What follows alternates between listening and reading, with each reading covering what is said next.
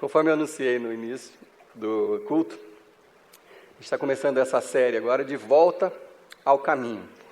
Qual que é a ideia por trás dessa mensagem de hoje, dessa série?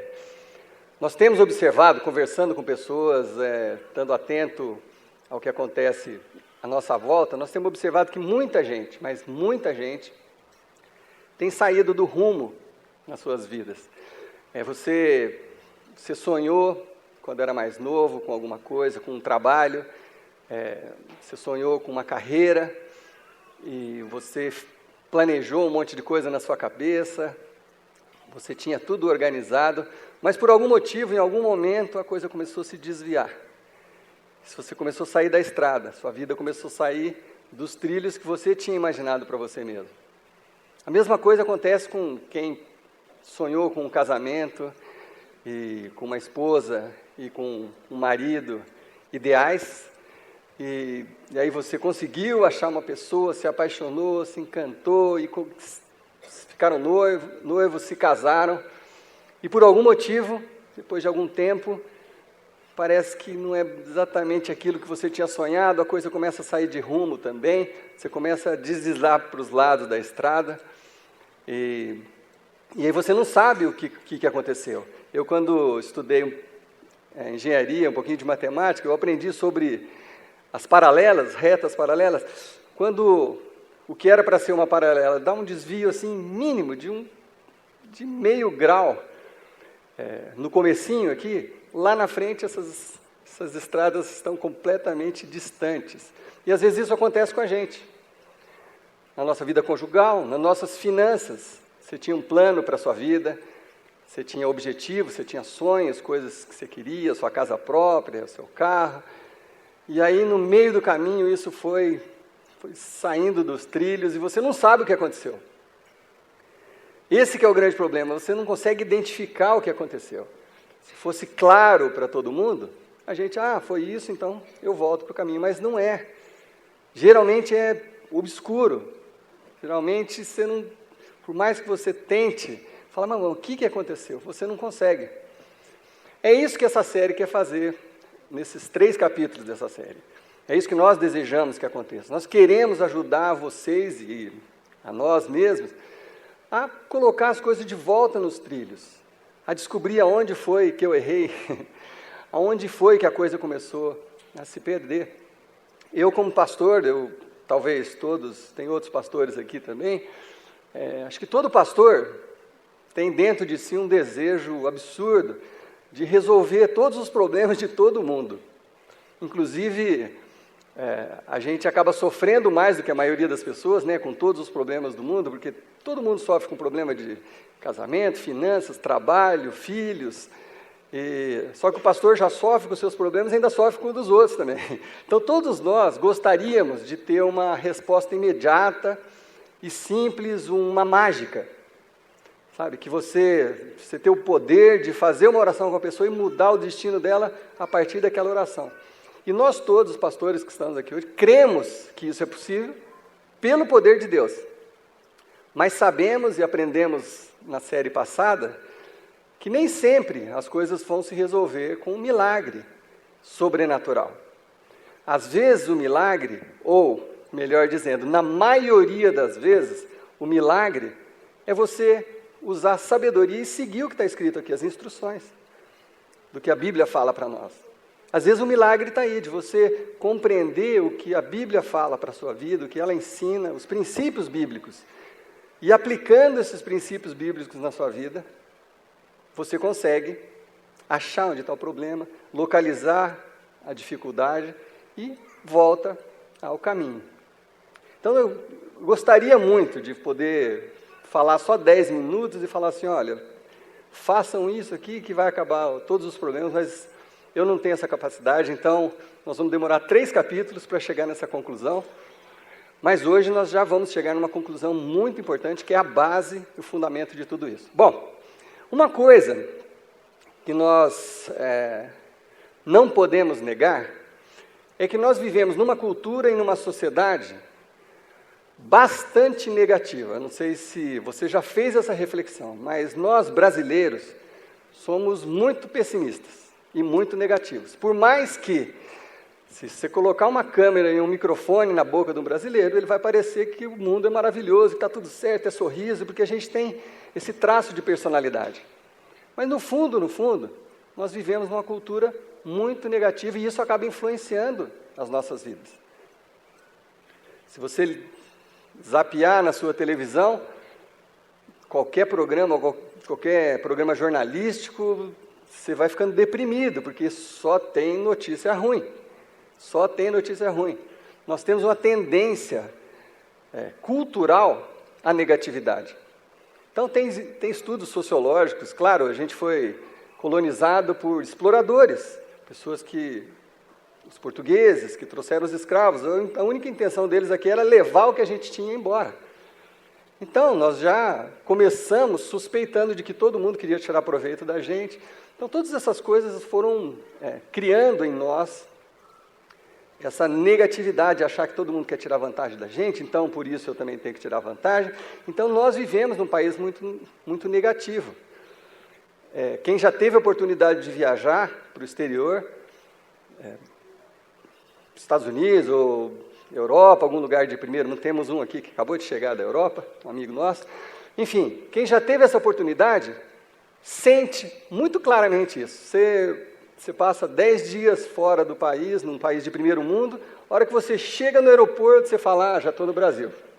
Porque a hora que você entra na primeira fila, de você pegar sua passagem para vir para Londrina, você já vê barraco, já vê gente reclamando, já é mal atendida, e você fala, cheguei, estou de volta no Brasil. Infelizmente, eu digo isso com tristeza, não com alegria. Então, tudo isso que eu estou falando influencia no nosso comportamento. Em casa, no trabalho, na igreja, em todo lugar que a gente vai. Então, já tem essa negatividade. Mas aí, a resposta mais fácil que eu e você encontramos para as nossas crises, para os nossos problemas em todas as áreas, a forma mais fácil da gente resolver o problema é encontrando o culpado. Certo? Você tem problema na sua casa? A culpa é de alguém. Provavelmente da sua esposa, se é você o marido que está tendo problema. Se você é a esposa, provavelmente a culpa é do marido. Se você, no seu trabalho, as coisas não estão indo bem, se o ambiente do seu trabalho não é bacana, a culpa é do seu chefe, a culpa é do cara que senta na sua mesa ao lado, a culpa é do seu superior. Alguém precisa ser culpado, porque não dá para eu ser infeliz desse jeito, eu preciso culpar alguém. Às vezes até na igreja. Você está indo na igreja, essa igreja, não sei, está faltando isso, está faltando aquilo, sabe, eu não sinto que eu estou crescendo. Então a culpa é da igreja, Como muitas vezes, e eu me incluo nisso, muitas vezes na área financeira, nos negócios, a gente coloca a culpa no governo. Lógico, a culpa é da Dilma, óbvio. Quer dizer, a culpa é do Lula, que começou e depois se elegeu a Dilma. Quer dizer, é fácil a gente jogar a culpa em cima de alguém, apontar o dedo para alguém. Todos nós sabemos fazer isso muito bem, com muita tranquilidade. Mas aí vem a psicologia também, e algumas linhas da psicologia que atribuem a sua frustração aos seus pais ou à sexualidade.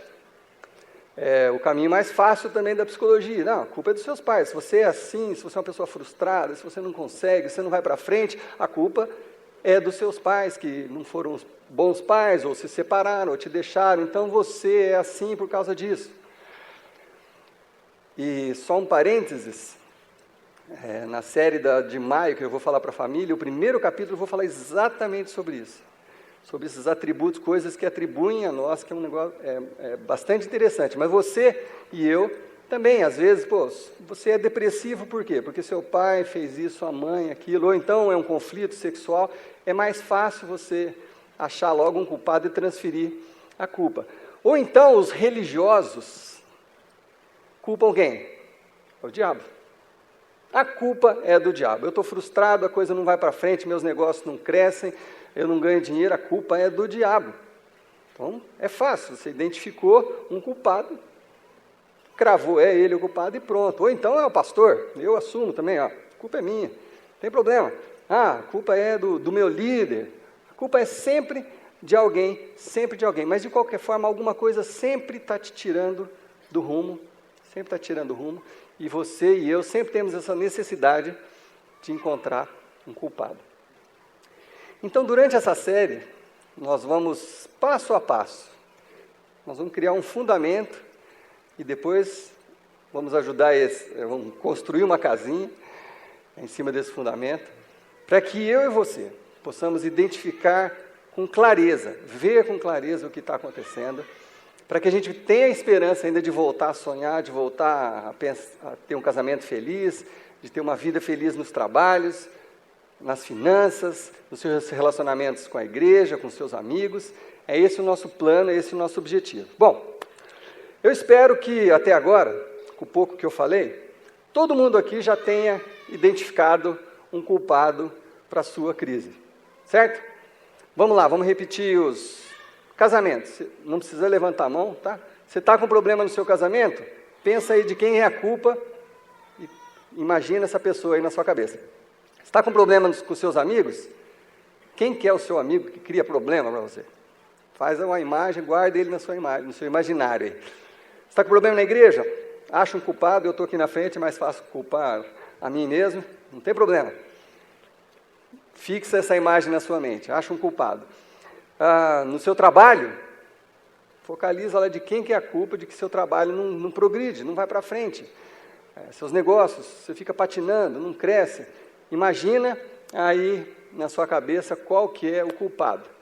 E aí, pega uma pedra e fica pronto para atirar nesse culpado, porque nós estamos prontos aqui a revelar uma coisa muito interessante para vocês, porque Jesus vai apontar isso para nós agora aqui. Então segura a sua pedra, porque Jesus está pedindo a palavra. Fala, está todo mundo pronto para jogar a pedra? Levanta a mão, espera um pouquinho, segura a pedra aí, que eu só vou falar uma coisinha. Então Jesus, lá no capítulo 7 de Mateus, Jesus estava fazendo um sermão grande para uma multidão que tinha esse tipo de conflito também que nós temos hoje. Conflitos financeiros, conflitos no casamento, conflito de desempenho pessoal, conflitos de relacionamento. Jesus estava falando para uma multidão parecida com a nossa, com todo tipo de conflito também.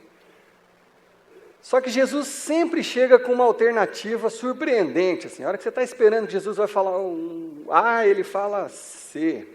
Né? Os fariseus sempre chegavam para Jesus fazendo perguntas e eles já tinham as respostas prontas. Eles tinham duas perguntas, A e B. Se Jesus responder A, nós vamos acusar ele disso. Se ele responder B, nós vamos acusar ele disso. Então eles sempre tentavam pegar Jesus em alguma coisa, Jesus vinha com uma outra, terceira opção. É mais ou menos o que Jesus faz aqui no capítulo 7 de Mateus. Ele vem com uma solução para esse nosso problema, para esse nosso conflito, surpreendente. Olha o que Jesus fala. Está pronto para jogar a pedra? Tá. Por que você repara no cisco que está no olho do seu irmão e não se dá conta da viga que está em seu próprio olho? Oi?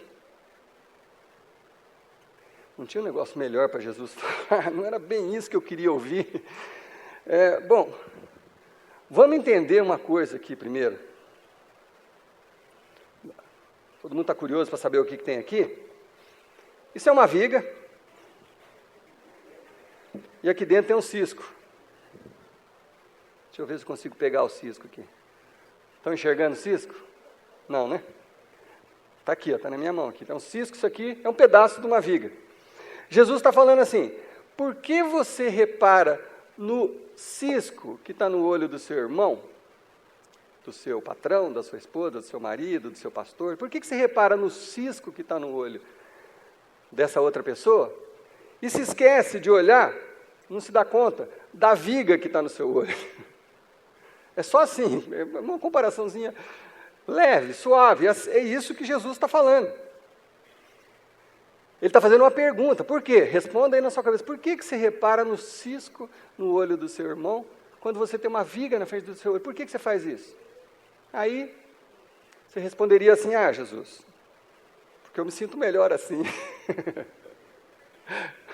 Mais tranquilo, né? Mais fácil olhar no cisco do que reparar na viga. Ou então você diria sim para Jesus, né? Não, Jesus, eu não tenho uma viga na frente do meu olho. Né? Porque ninguém acha que tem. Mas Jesus está falando, por que você faz isso? E ele continua, ele dá um pouquinho mais de detalhe, ele fala assim, como você pode dizer ao seu irmão, deixe-me tirar o cisco do seu olho, quando há uma viga no seu? Como que você pode virar para a pessoa e falar assim, ei, estou vendo que tem um cisco no seu olho. Se você tem uma viga, você nem enxerga direito o cisco no olho do seu irmão, quando você tem uma viga na frente do seu olho. É isso que Jesus está falando. Sabe por que você não consegue ver a viga? Porque, de um modo geral, nós estamos muito focados no cisco no olho do irmão, ao invés de estarmos focados no que está no nosso olho, que está na nossa frente.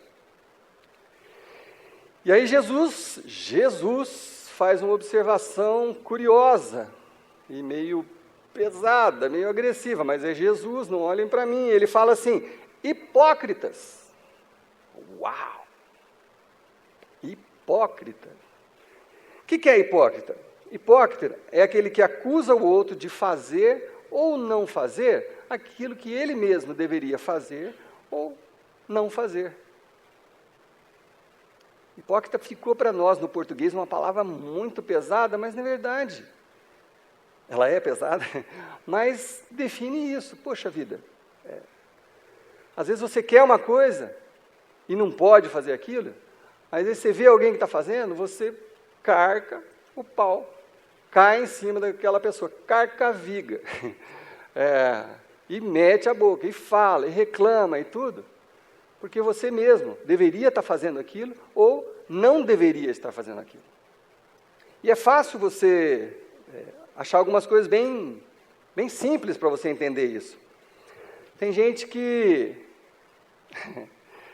reclama da igreja, fala assim, puxa, essa igreja tinha que ter mais oração. O que está por trás dessa frase? Eu não gosto de orar, não oro sozinho, então a igreja precisa orar. Porque eu não oro.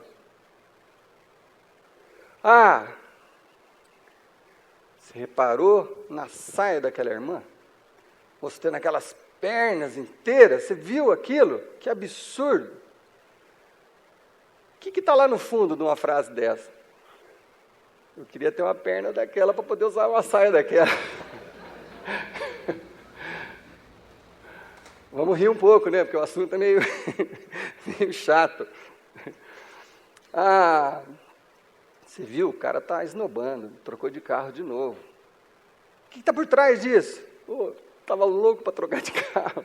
Eu queria fazer isso. Hipócrita. É isso que é hipócrita. Você está sendo hipócrita. Algo que você devia estar fazendo ou deixando de fazer, você acusa o outro de estar fazendo. Você fica de olho, focando no cisquinho que está no olho dessa pessoa. Quando você gasta tempo observando e criticando o comportamento de alguém, existem grandes chances de você ter vontade de fazer aquilo, você mesmo. Por isso que, na minha experiência de igrejas, que eu convivo desde criança, eu aprendi cedo, mas muito cedo, a identificar uma coisa que acontece muito em igreja. Geralmente, aqueles mais moralistas, que mais falam e mais criticam, mais apontam o dedo, geralmente são pessoas que têm problema na área da sexualidade. Mas isso é fatal. Aquele chato, aquele que pega no pé, aquele que reclama e fala disso, fala daquilo, ele não consegue tirar o olho daquilo. Por isso que ele fala tanto. E tem uma historinha que eu queria contar para vocês, compartilhar com vocês. Não sei se vocês já ouviram. A história de dois monges da China antiga e tal, do Tibete, tanto faz. É história ilustrativa. Dois monges, eles tinham o voto de celibato. Celibato, ele não podia ter relações com nenhuma mulher. Mas o voto deles era mais radical ainda, eles não podiam encostar em mulher, não podiam apertar a mão de uma mulher. E aí esses dois monges estão passeando pelo campo, e aí chegam a um lugar que eles têm que atravessar um rio. E numa margem do rio tinha uma moça precisando atravessar o rio, só que ela tinha medo de escorregar nas pedras e cair e tudo. E tinha lá os dois monges, um mais velho e um mais novo. Ela viu os dois que iam atravessar o rio e falou assim: vocês podem me ajudar? Eu precisava atravessar o rio. Aí o mais novo prontamente foi lá, pegou a moça do colo, atravessou o rio com a moça, deixou ela na margem e os dois seguiram caminhando. Eles foram caminhando, só que aí ninguém falava nada, ficou um silêncio, né? O mais velho queria falar, mas não falava, estava esperando o momento certo. Ele caminhou mais 1 hora, sem trocar uma palavra com o mais novo. Aí ele decidiu falar, ele falou: olha, precisava conversar com você.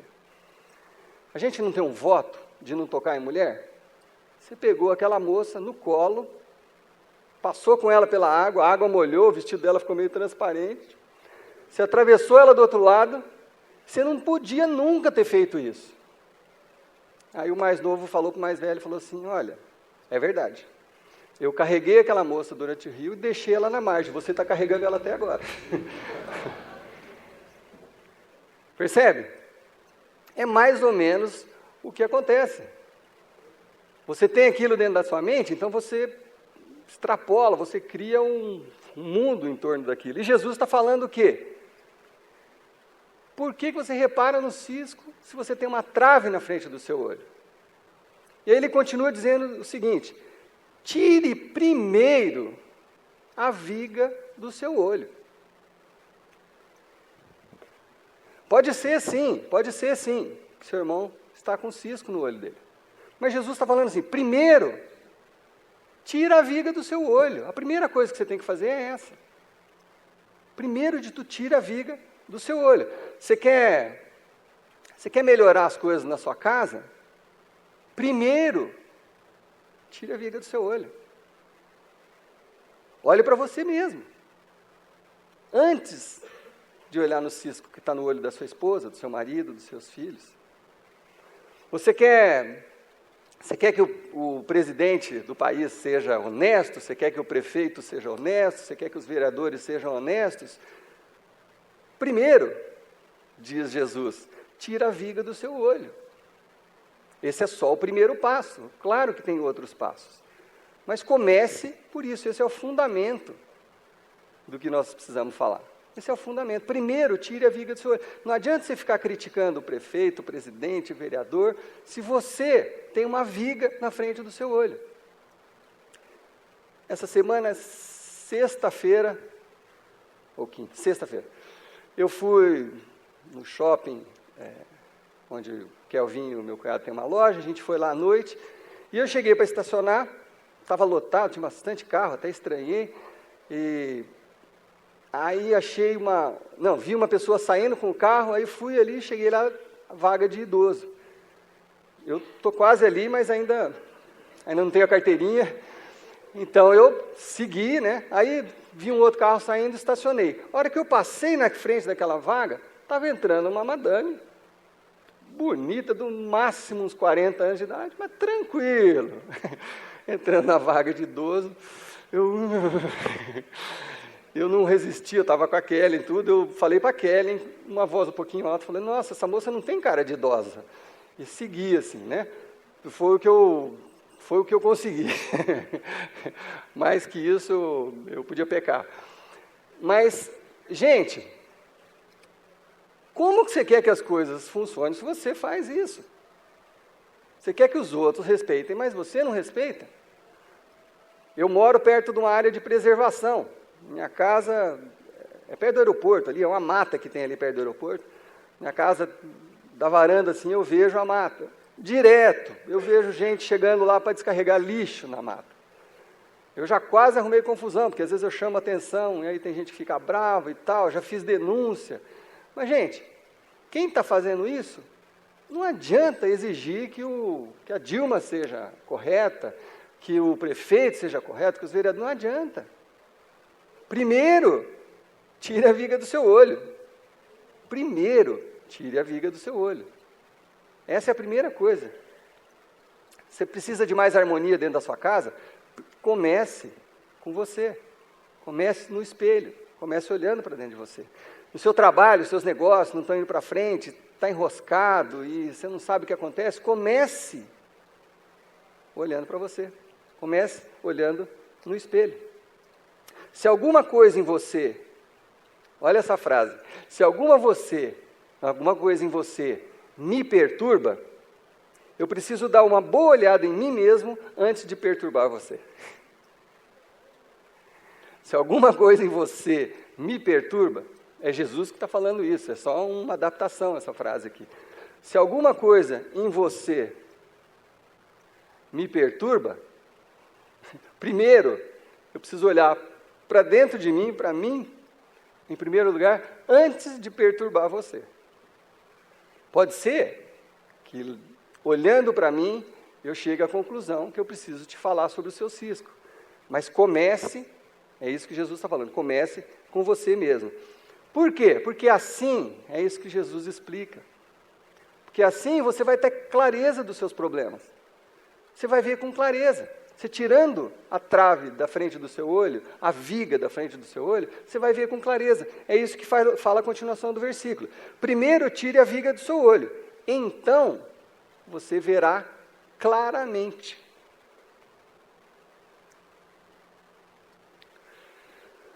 O problema é que enquanto você não tira a sua trave e fica olhando para o cisco no olho do outro, há uma chance muito grande de que o seu desejo seja para resolver o problema, a melhor coisa que tem a fazer é arrancar o olho do outro. Porque você não olhou para dentro de você, você está cheio de ódio, está cheio de rancor, está cheio de coisa, sua viga está te incomodando, então você olha o cisco e fala, tem que arrancar o olho daquela pessoa para tirar o cisco. Por isso que a gente precisa começar olhando para a gente. Eu anotei mais uma frase de um pensador que eu acho muito interessante, que desde que eu li a primeira vez, essa frase falou muito dentro do meu coração, quero dividir com vocês também. Talvez seja até uma frase para você anotar, para você levar para o resto da sua vida. Um homem pode cair muitas vezes, mas ele não será um fracassado até que comece a dizer que alguém o empurrou. Dá para entender? Dá para entender? A gente pode tropeçar, cair, se levanta de novo, nos negócios, em casa, você tem um problema, você se levanta, você caiu, você ficou mal, daqui a pouco você começa de novo, em todas as áreas da sua vida. Até aí está tudo certo, o homem pode cair. Mas ele vai virar um fracassado não é à medida que ele cai muito, é à medida que a hora que ele cai, ele começa a apontar o dedo para alguém. Aí começa o problema. A hora que ele começa a dizer que alguém o empurrou, aí ele vira um fracassado. Enquanto ele está olhando para ele mesmo e tentando corrigir os erros, ele vai para frente. Então, esse é o fundamento da nossa série. Esse é o primeiro passo da nossa série. Como disse Jesus aqui, em primeiro lugar, você quer voltar para o rumo? A sua vida saiu dos trilhos, seu casamento saiu dos trilhos, suas finanças saíram dos trilhos, seus relacionamentos saíram dos trilhos, seu coração saiu dos trilhos. Primeiro, olhe para dentro de você. Primeiro de tudo, comece olhando para o espelho. É o primeiro passo que eu e você temos que dar. Se você não é cristão e está aqui nos visitando, você pode até ignorar isso que eu estou falando, porque você não é cristão, você não segue os ensinamentos da palavra de Deus, você fala assim, nada a ver. Mas se você é cristão, como eu, nós não temos muita opção. É Jesus que está falando isso, não sou eu, é Jesus que está falando isso. Então, se nós somos cristãos, nós precisamos fazer o que Jesus está falando para a gente fazer. Não tem saída, é começar olhando para nós mesmos. Então, eu quero terminar essa mensagem com algumas perguntas para que você possa fazer uma autoavaliação e começar essa jornada de volta ao caminho. É como eu disse no início, se eu pudesse fazer uma mágica e que todo mundo encontrasse o caminho de volta num instante, num segundo, eu faria. Garanto para vocês que eu faria, porque isso ia até facilitar muito a minha vida também, se eu pudesse. Faria com a minha vida também. Mas eu não posso. Então eu vou ensinar passos bíblicos que Jesus nos ensina para que você possa retornar. Então a primeira coisa, se alguma área da sua vida está fora dos eixos, primeira coisa é olhar para dentro de si. Antes de apontar o dedo para alguém, antes de criticar o governo, a sua esposa, o seu marido, a sua igreja, seu pastor, seu patrão, seu empregado, antes de você apontar o dedo para alguém, comece com o espelho. Então, minhas perguntas, para a gente encerrar hoje, são as seguintes. Você está com um problema no seu casamento? Responda dentro da sua cabeça.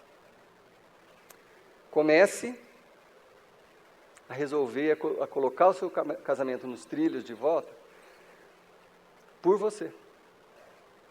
E não pelo cisco. Comece com a viga e não com o cisco. Uma pergunta bem diferente. Você é disciplinado nos seus gastos? Porque você reclama que a sua vida financeira não vai para frente, você reclama que você está numa crise, você reclama que o dinheiro não dá. Você tem disciplina para gastar? Às vezes essa é a viga que está na frente do seu olho. Você acha que é a sua esposa que gasta demais, é que seus filhos que demandam demais. Talvez essa seja a sua viga que você precisa tirar da frente do olho para você enxergar claramente. Você é ganancioso pelo mesmo motivo da pergunta anterior. Você reclama da sua vida financeira, das finanças, de que as coisas não andam. Às vezes você é uma pessoa gananciosa. Aí você fala, não sou ganancioso. Ganância é coisa de rico. Mentira.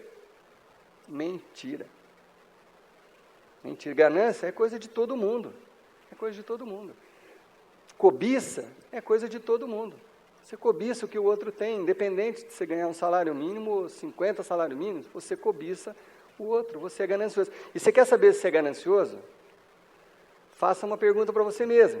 O que você faz com 95% do seu salário? Se a sua resposta é, eu invisto em mim, na minha família, você é ganancioso. Mas você é ganancioso. Não adianta. O que você faz com o seu salário? 98% do seu salário. As contas, é minha família, isso, aquilo. Você não ajuda ninguém? Então você é ganancioso. Não, mas não dá. Dá. Se você for organizado, dá. Se você pensar só em você, como que você quer que o mundo à sua volta se transforme? Como que nós queremos uma cidade melhor, um país melhor, uma comunidade melhor, se eu penso só em mim mesmo? Se cada um de nós pensarmos só em nós mesmos, como que a gente quer que as coisas melhorem à nossa volta? Então, sim, se você pensa desse jeito, você é ganancioso. Você é honesto nos seus negócios? Essa pergunta. Você quer que os outros sejam honestos com você, não é verdade? Você não quer ser passado para trás em nada, nenhuma conta, nenhum troco, você não quer ser passado para trás em nada. Mas será que você é honesto nos seus negócios? Na forma como você administra o seu comércio, enfim. Talvez essa seja uma viga que está te atrapalhando de crescer. Você já achou um culpado para tudo isso? Você quer ver claramente as coisas? Você quer ver o que te tirou do caminho? Você quer enxergar com clareza? Você ora para Deus, Deus, me mostra aonde que está o problema. Você já fez essa oração? Você quer ver com clareza? Primeiro, tire a viga que está na frente do seu olho. Comece por aí, esse é o conselho de Jesus para mim e para você. Eu sei que é uma palavra um pouco difícil, a gente fica... Como que a gente fica? Com medo? Ou a gente fica assustado, né? Palavras fortes, hipócrita, essas coisas, etc. Mas, gente, na verdade a motivação é o oposto. A motivação não é deixar ninguém para baixo. Na verdade, a motivação é ajudar vocês a voltar para o caminho. É ajudar a corrigir os rumos de tudo na vida de vocês e na minha própria vida. Quando eu prego para vocês e para mim. Se há alguma coisa na minha vida que eu estou sentindo que, puxa, está saindo do rumo, eu preciso olhar para a minha viga. Eu não posso olhar para o cisco de vocês, eu tenho que olhar para a minha viga. Então, esse é o começo, esse é o fundamento para que vocês sejam abençoados. Esse é o ponto. Vocês voltem para o caminho, para os seus sonhos, para as coisas que vocês imaginaram. Realize seus sonhos. É isso que eu quero. Esse é o meu desejo. Então, a única coisa que eu posso falar de melhor para a gente começar essa jornada é o que Jesus está nos explicando. Olhe, comece com você mesmo. E aí, se você sair daqui e colocar isso em prática, a sua vida começa a mudar essa semana já.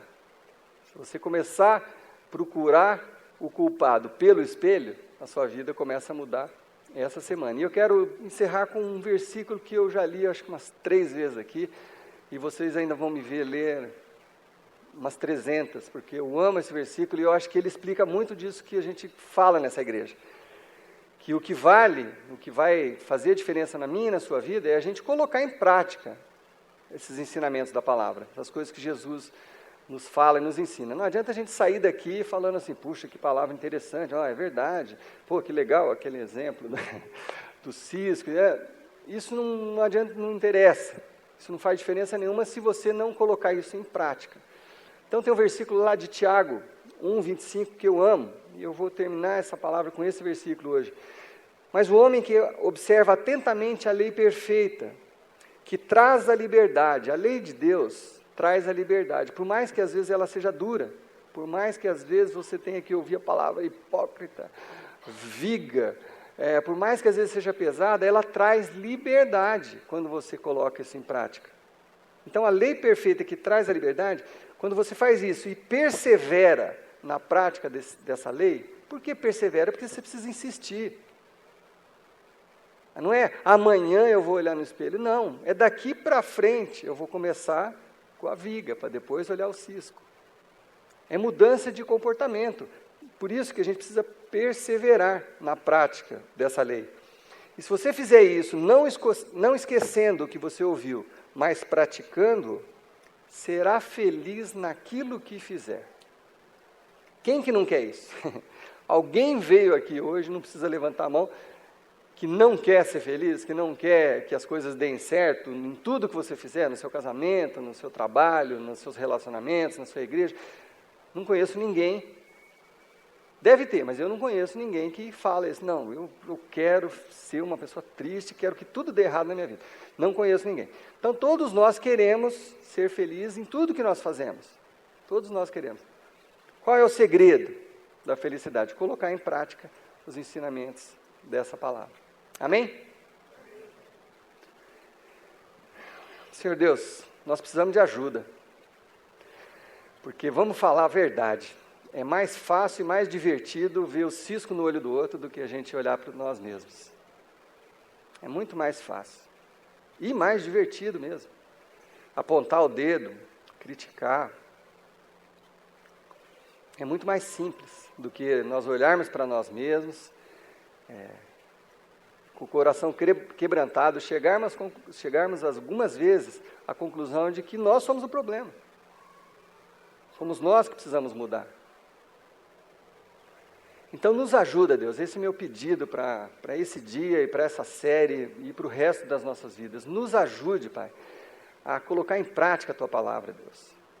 Aqui antes de apontarmos o dedo para qualquer pessoa à nossa volta, Pai, que nós possamos olhar para nós mesmos, Deus, com sinceridade de coração. E que o Senhor nos ajude a enxergar, Senhor Deus, aonde nós precisamos melhorar, onde nós precisamos mudar a nossa vida, Pai, para que nossa vida volte aos caminhos, Senhor Deus, aos trilhos, volte a ficar em ordem, Pai.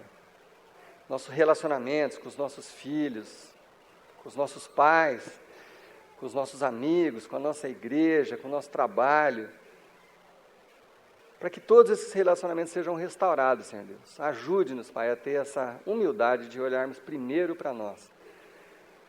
Para aí sim, Senhor Deus, com clareza nós vamos enxergar o que precisa ser feito, porque é isso que nós temos pedido, Senhor Deus, nos dá a clareza para enxergar o problema. Então responde às nossas orações dessa forma, Pai, nos colocando vulneráveis, Senhor Deus, para olhar para nós mesmos e aí sim começarmos a caminhar na direção certa, Deus. Eu creio que é isso que o Senhor deseja para mim, eu creio que é isso que o Senhor deseja para essa igreja e para todos que vão ouvir essa mensagem. Por isso, em nome de Jesus, eu peço que o Senhor nos ajude, que o Senhor nos ajude a enxergar o problema e nos ajude a sair do problema também, porque é isso que nós precisamos, em nome do Senhor Jesus Cristo. Amém. Amém. Uma excelente semana a todos. Domingo que vem estaremos de volta com o 2º capítulo. Mais um passinho.